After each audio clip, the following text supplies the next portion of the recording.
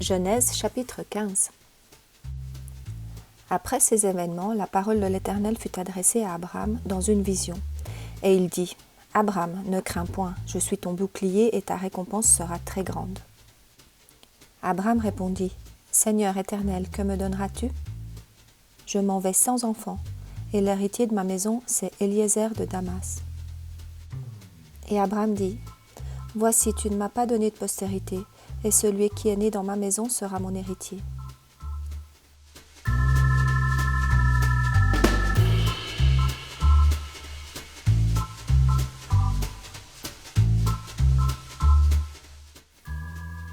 Et après l'avoir conduit dehors, il dit, « Regarde vers le ciel et compte les étoiles, si tu peux les compter. » Et il lui dit, « Telle sera ta postérité. »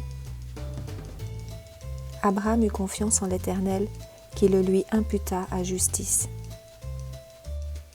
L'Éternel lui dit encore, « Je suis l'Éternel qui t'ai fait sortir d'Ur en Chaldée pour te donner en possession ce pays. » Abraham répondit, « Seigneur Éternel, à quoi connaîtrai-je que je le posséderai ?» Et l'Éternel lui dit, « Prends une génisse de 3 ans, une chèvre de 3 ans, un bélier de 3 ans, une tourterelle et une jeune colombe. » Abraham prit tous ces animaux, les coupa par le milieu et mit chaque morceau l'un vis-à-vis de l'autre. Mais il ne partagea point les oiseaux. Les oiseaux de proie s'abattirent sur les cadavres et Abraham les chassa. Au coucher du soleil, un profond sommeil tomba sur Abraham. Et voici, une frayeur et une grande obscurité vinrent l'assaillir.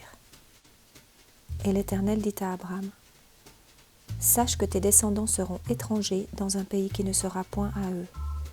Ils y seront asservis et on les opprimera pendant 400 ans. Mais je jugerai la nation à laquelle ils seront asservis et ils sortiront ensuite avec de grandes richesses.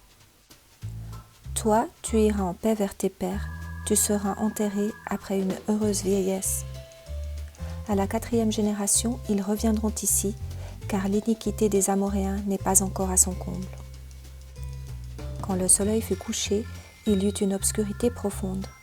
Et voici, ce fut une fournaise fumante, et des flammes passèrent entre les animaux partagés.